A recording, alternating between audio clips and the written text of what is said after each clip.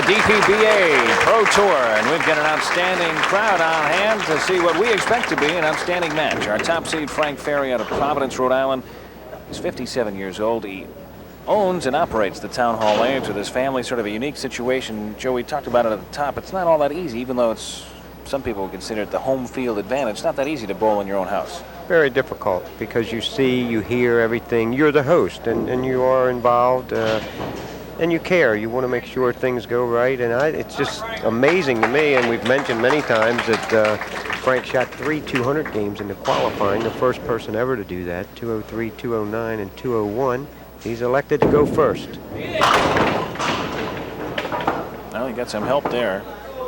Okay, that's a makeable split, the 5-7-8. You don't want to catch the 5 on the right. Actually, an easier shot than just the 5-7 because the 8 is there to help kick the 5 into the corner. Second time that we've seen Frank on our TV series making the TV finals was a runner-up to Swede Lavers in an earlier match. Oh. Yeah, if he'd have made that, he wouldn't have seen it because he knew he didn't throw the ball where he wanted, and he turned around and come back to get his third ball. And that pin came up and almost grabbed the 7. He's got it solid, so he finishes up with a solid 10 in the first frame. Frank won his Pro Tour at Garden City Lanes in 1984. A very sad story. That bowling center is no longer a bowling center. Sold as part of a shopping center and taken down. So Harry Culbertson bowl here in the first frame. Second seeded bowler. Likes it. Leaves the 5. Just joining us, he defeated Shorty Diver by 20 pins in our second match. And now in our championship match, we have the top seed and the second seed going at it head to head. Just as if you mapped it out on the diagram. That's the way it's supposed to work on the drawing board. One of these bowlers will receive $2,000 and a star. Part of the $25,000 prize fund that the bowlers shoot for. Started with 150 bowlers, DPBA members, and we're down to the final 2 now, going head to head for Town Hall Lanes 87 championship. Win or lose, Frank should be very pleased. They've been gracious hosts. His family's done a super job, and they work it. I mean, if you look at the snack bar, the lounge, it's all family. In fact, one of the things on this fact sheet here, they call him the slave driver. Affectionately, of course. Harry Culbertson. He's got it. Shot. Beautiful pickup of the spare in the second frame for Culbertson. Makes the 1-3-7, sending the ball into the corner to take the 7 out. We'll take a look at it again. Down, out, and you'll see the rest.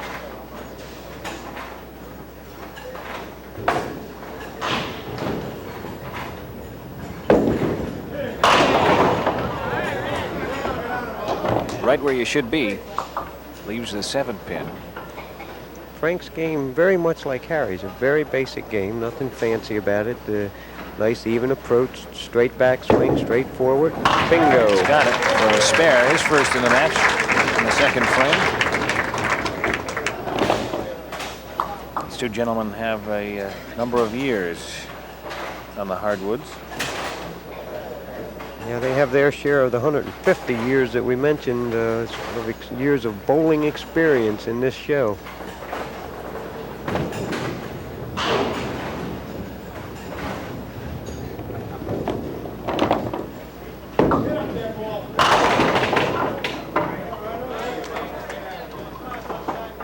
It's an 8 count on the spare. Gives Frank a 28 after 2 frames. Shooting the 4-7 for a spare.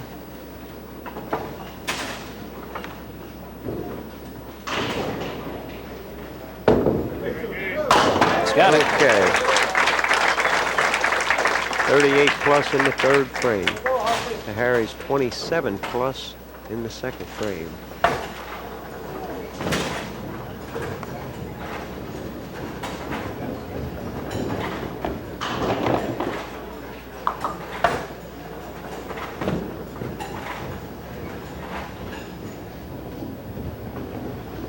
Very deliberate as he is ready to roll in the third frame.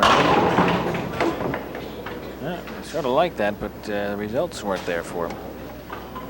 The ball was sort of running off to the right, and it kicked the head pin forward instead of back into the pin, leaving the 4, 5, 7. See what he does with this. Takes the 2.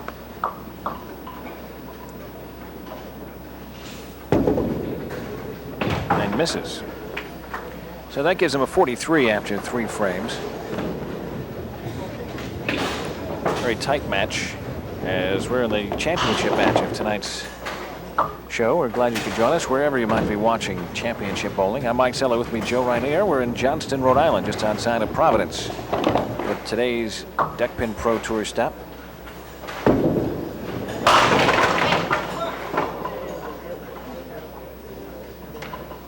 Leaves the 5 pin. Well, we'll see what happens. He just missed the 5, if you remember, with his third ball for 10, and that quite often sticks in your head. You'll take that extra second to remind yourself to follow through. Reach for the pin. Bullseye. He's got it that time. So he shook that off and came back and picked it up.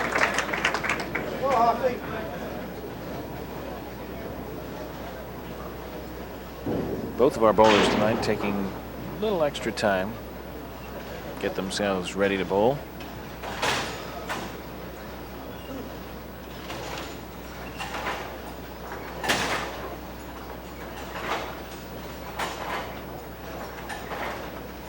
He's got it! The home field advantage, perhaps. Don't know where the roll is. Here's Frank's form, and watch what happens at the end of this one. Get some help there, and so often happens, they fall over and take one with them, and both Harry Culbertson and Frank are smiling after that one. It was a sweet touch, wasn't it? Harry says, why did it have to happen now? As we mentioned, Frank coming in, average 162 in qualifying. Those 3 200 games, he gets some help. He's moving pins around. Live ball. Spare, strike in the second, third, fourth, trying to add another spare here in the 5th frame and open up a little daylight between he and Harry.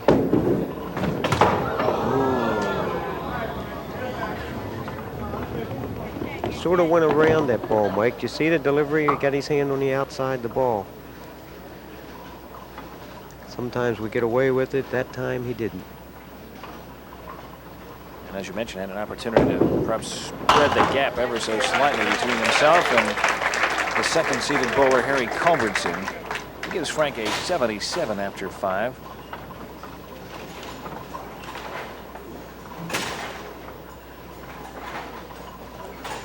Harry Culbertson a 53 plus the count here, so he can certainly move and take advantage of that open frame.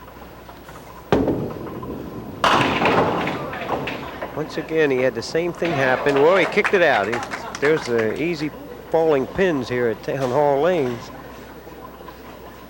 So it gives him a 62 now through 4. So he's rapidly closing the gap.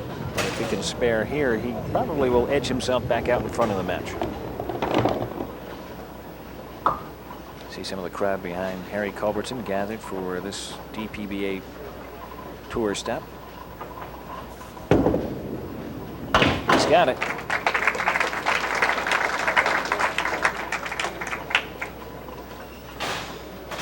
Harry has a lot of fun when he bowls in the qualifying and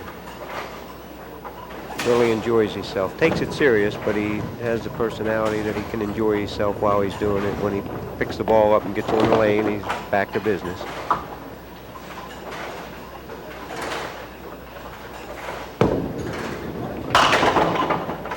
Okay, he got away with that. Pulled it left the 1-3-6. Very makeable spare break, and in doing took a 2-pin lead in the 5th frame, 79 to 77. Oh, he's got it. Kicked it off the wall.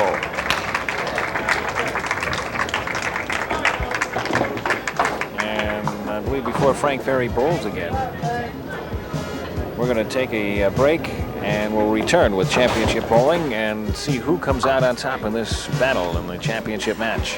Coming up in just a moment. Crowd very appreciative of the effort so far by our 2 bowlers, Harry Culbertson and Frank Ferri, our 2 top seeds in tonight's championship bowling series title match. Frank wastes no time in going after it. Oh, leaves one. Sometimes you have to ask yourself, how does it stay there? Because it was surrounded by pins and it just did not want to fall. That's when you have to recall the little taps that gave you strikes when you didn't expect them. So it sort of evens out. Picks up a pretty solid spare there after missing out and having an open frame in the 5th. These 2 bowlers are neck and neck. 89 to 87 through 6 frames in favor of Harry Culbertson, both bowlers having spares in the 6th frame. The big ball. Important pitch. And the veteran bowler Frank Ferri comes through with a big strike. Strong ball. Both In the 7th frame.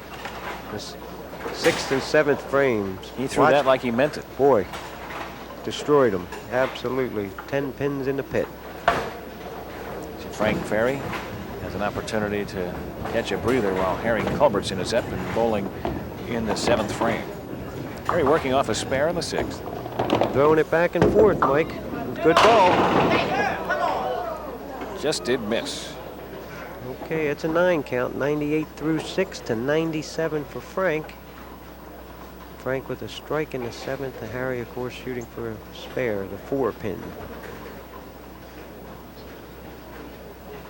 It's as tight as you can get it.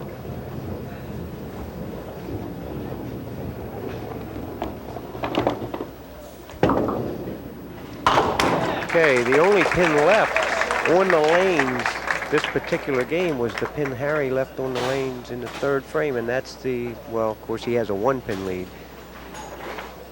But the bowlers have only left the 1 pin on the lane. Harry having 6 spares, Frank 3 spares and 2 strikes.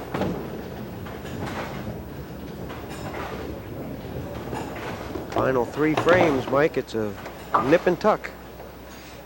Not certainly anybody's match at this point, and Harry Culbertson would like to try to move the odds back in his favor.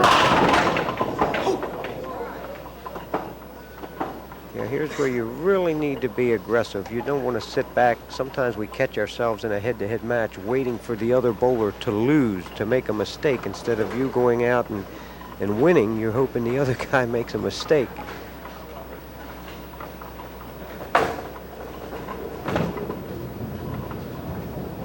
As the frames go on, the singles get a little smaller, Mike.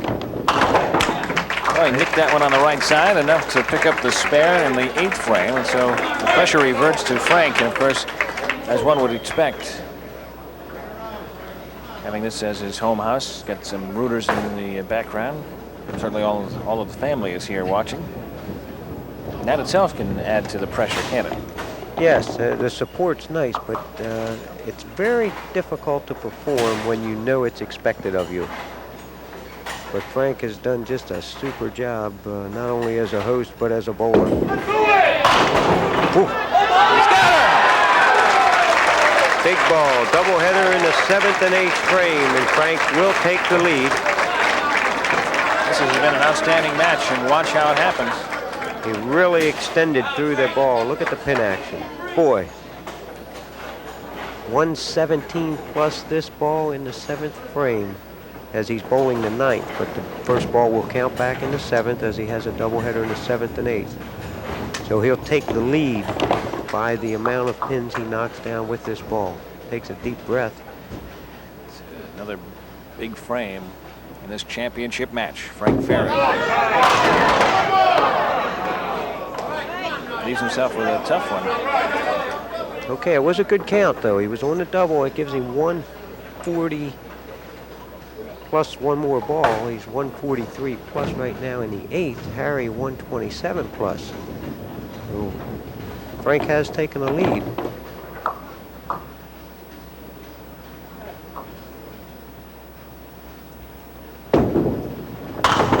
Decided to go for the safe one, pick up one here. I think he shook his head no before he let the ball go. He knew he wasn't in line. It's a tough decision at that point. Do you shoot for one on the doubleheader where it's counting double, or do you shoot for the spare? Missed the 10 count there as he was wide. So that leaves him with a 153 in the 9th and an open frame when he gets an opportunity to shoot in the 10th. As you see the score there. Harry Culbertson working off that spare in the 8th, the 9th and 10th frame. So he'll be finished up first. Once again, the lead can change hands. If Harry marks in the 9th, if he gets a count, marks, counts, he'll take the lead. Just been an outstanding match right from the very start. If he can mark in the 9th and 10th frames, he can force Frank Ferri to have to double. He's had a lot of solid 9s. He's made 7 spares in 8 frames with the possibility of another.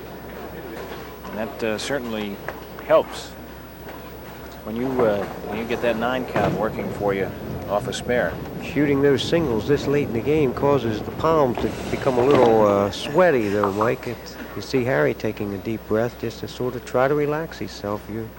Sometimes you wish that ball had a handle on it. You're out there, something fell. He distracted him. Heard some kind of noise. You're out there all alone right now. Big pin, and he's got it. 146 plus in the 9th frame to Frank's 153, so 7 on, and we'd have a tie. Anything over 7, he can force Frank to mark in the 10th frame. So Harry can force Frank to mark without a mark. If Harry can count, mark, get a good count on it, he can put Frank on a doubleheader. Well, this is the way it's diagrammed on the chart beforehand. Top seed battling your 2nd seed, and not too much to tell the difference between the two. Been a super match, regardless who wins.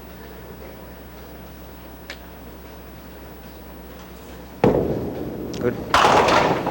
Whoops, he pulled that. Got some help. And I tell you, even though it took his spare possibilities away from him, those 7 pins, if he can get 10 out, he can force Frank to mark to win. 10 would tie.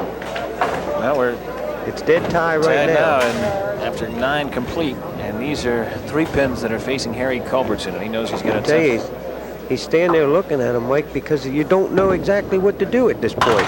That's the worst thing that could have happened to him. Now he has to shoot for 1, giving him 162, and Frank will need 10 to win. Not always an easy task.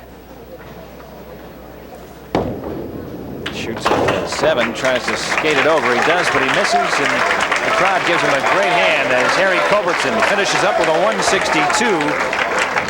Frank Ferri needs 9 to tie and 10 to win and pick up his 2nd Pro Tour victory.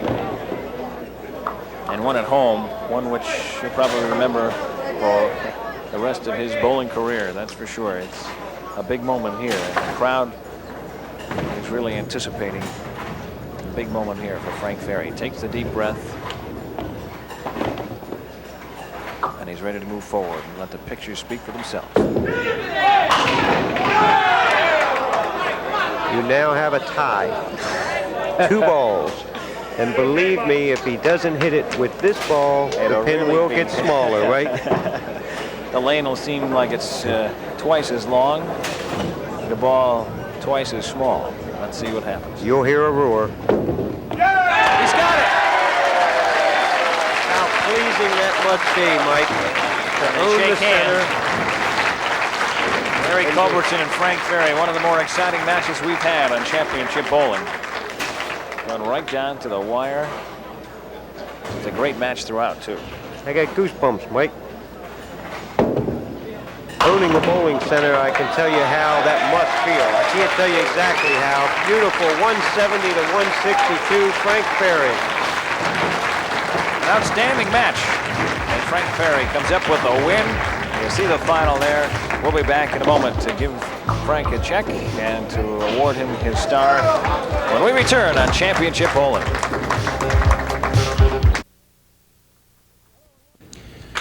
Hello and welcome back to Championship Bowling. I'm Mike Sella. With me, of course, a proprietor from the Town Hall Lanes, Bob Ferri. Bob, congratulations. You have an award to make to a fellow I think you know pretty well. Yes, I think this gentleman on the right here is my dad, and on behalf of the Duckpin Pro Tour and Town Hall Lanes, we'd like to present you with this check for $2,000.